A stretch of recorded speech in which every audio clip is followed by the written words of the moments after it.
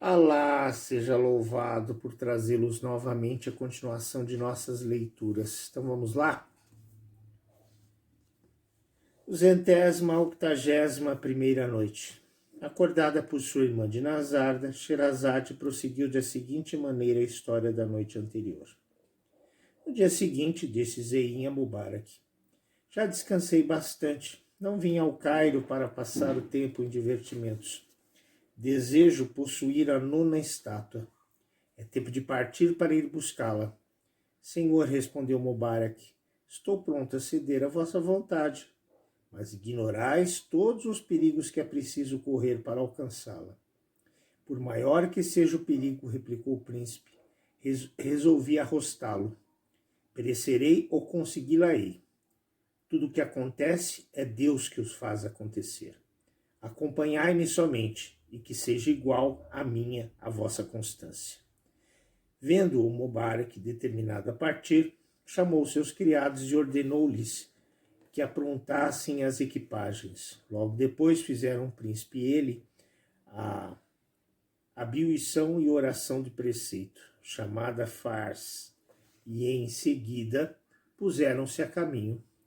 Observaram durante a jornada uma infinidade de coisas raras e maravilhosas. Andaram muitos dias e, chegando depois a um sítio delicioso, apearam-se. Disse então Mubarak a todos os criados que o seguiam: deixai-vos ficar aqui e guardai cuidadosamente as equipagens até a nossa volta. Disse depois a Zein: vamos, senhor, e adiantemo-nos sós.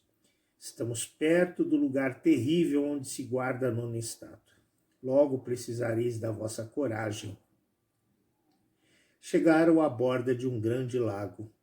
Assentou-se Mubarak na ribeira e disse ao príncipe: é preciso passar este rio. Como podemos passá-lo? Respondeu Zein. Não temos batel.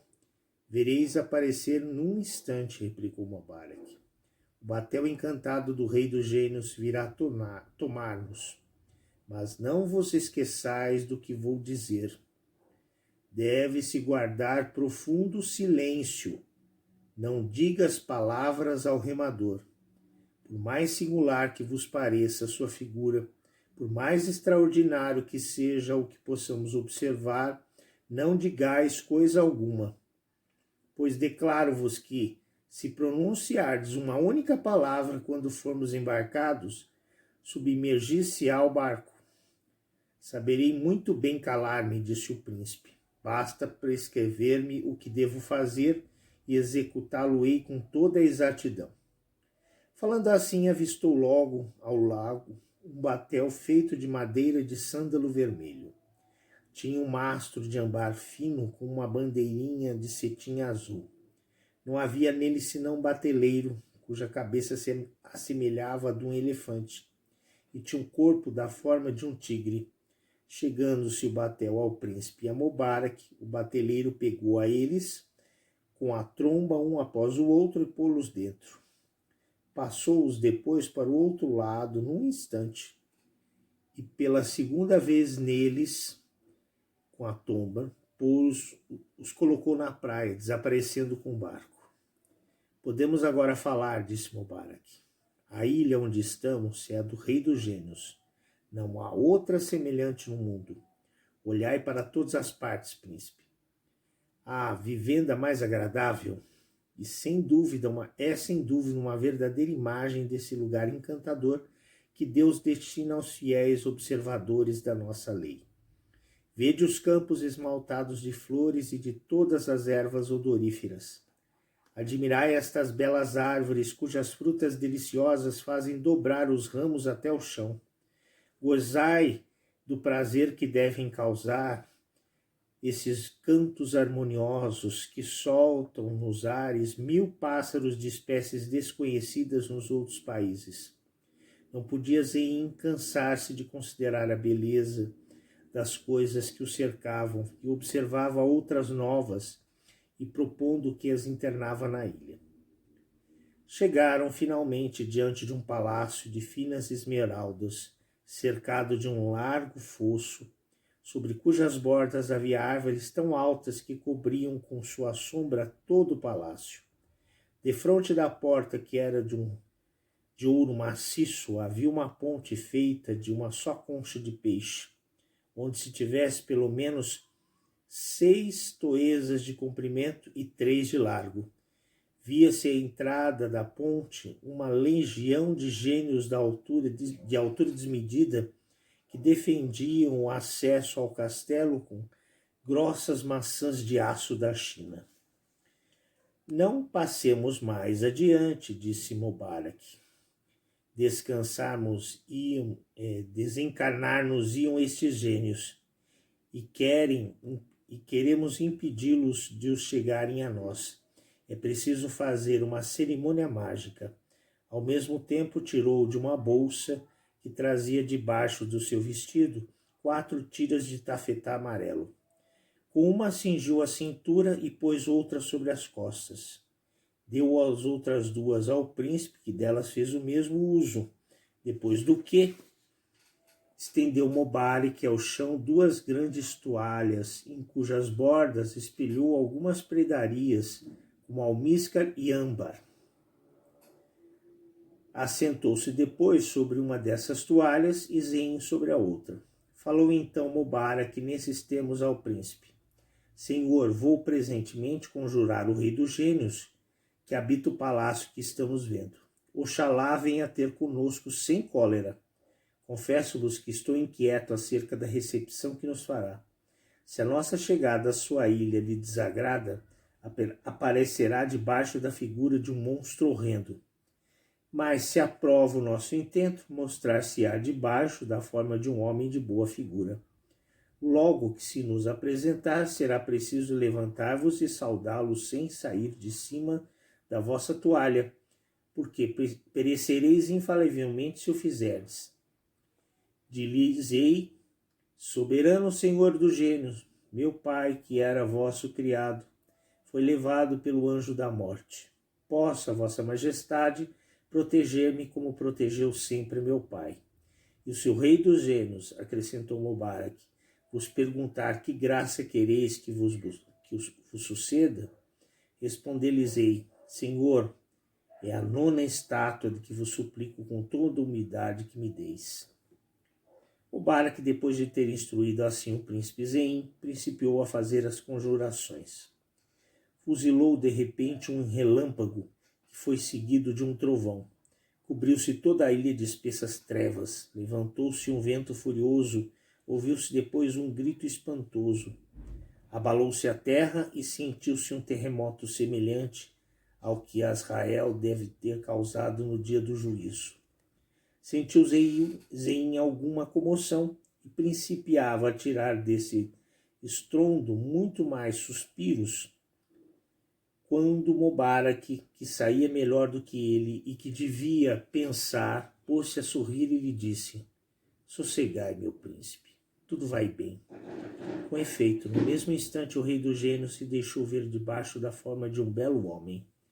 Não deixava, todavia, de ter no seu semblante alguma causa de feroz. Apenas o príncipe Zein o viu, fez-lhe logo o cumprimento que Mobarak lhe ditara.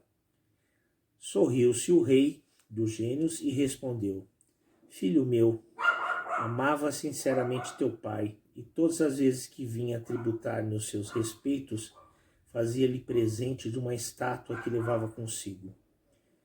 Não te tenho menos amizade a ti. Obriguei teu pai, alguns dias antes de morrer, a escrever o que ledes sobre a peça de cetim branco.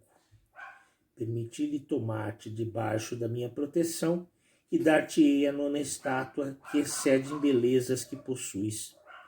Conservei a minha palavra. Eu sou quem tu viste em sonho debaixo da figura de um velho. Mandei descobrir-te o subterrâneo onde estão as urnas e as estátuas.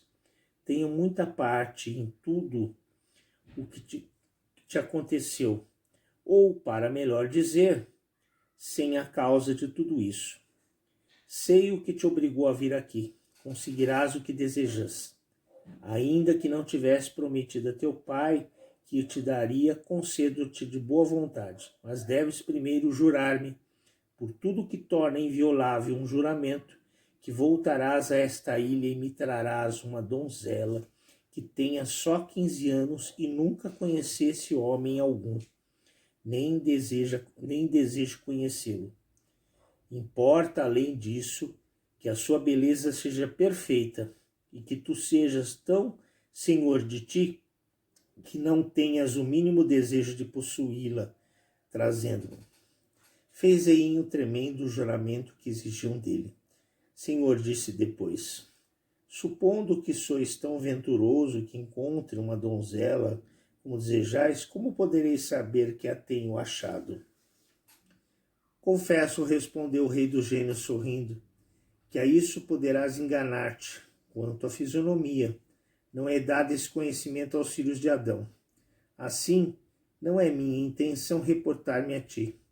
Dar-te-ei um espelho que será mais seguro que todas as tuas conjecturas. Logo que vires uma donzela de 15 anos perfeitamente bela, basta olhar para o teu espelho e nele verás a imagem dessa donzela. O vidro do espelho conservar-te puro e limpo, se a donzela é casta, e se pelo contrário o vidro se mancha, será isso um sinal evidente de que não terá sido sempre bem procedida, ou ao menos terá desejado cessar de o ser. Não te esqueça o juramento que me fizeste, guarda-o como homem honrado, senão tirar-te-ei a vida. O príncipe Zein Alasnã protestou novamente que guardaria exatamente a sua palavra. Deu-lhe então o rei dos gênios um espelho, dizendo-lhe, filho, podes voltar quando quiseres, eis aqui o espelho que deve servir. Zein e Mubarak despediram-se do rei dos gênios e puseram-se a caminho para o lago. O bateleiro com cabeça de elefante chegou-se a ele com seu barco e os tornou a passar do mesmo modo que os levaram. Foram reunir-se as pessoas da sua comitiva, com as quais voltaram para o Cairo. Descansou o príncipe Alasnã alguns dias em casa de Mubarak e depois disse-lhe, partimos para Bagdá, vamos procurar uma donzela para o rei dos gênios. Oh, não estamos no grão Cairo? Respondeu Mubarak. Não acharemos nele belas donzelas? Tendes razão, replicou o príncipe. Mas como faremos para descobrir os lugares onde estão? Não vos dê isso cuidado, senhor, replicou Mubarak. Conheço uma velha muito habilidosa. Encarregá-la-ei desta comissão, despachando-a muito bem. Desempenhá-la muito bem. Com efeito, teve a velha habilidade de mostrar ao príncipe um grande número de belíssimas donzelas de 15 anos. Mas quando depois de as ter examinado ia consultar o seu espelho, a fatal pedra de toque da sua virtude manchava-se sempre o vidro. Todas as donzelas da corte da cidade que se achavam nos seus 15 anos foram examinadas uma por uma, e jamais o vidro se conservou puro e limpo. Percebendo que já era dia, cessou Sherazade de falar nesse instante, prosseguindo na noite seguinte. Será que Zein conseguirá manter o seu juramento e conseguirá achar esta donzela que o rei dos gênios tanto almeja? Veremos na continuação dessa história amanhã. Agradeço a todos vocês. Alabei.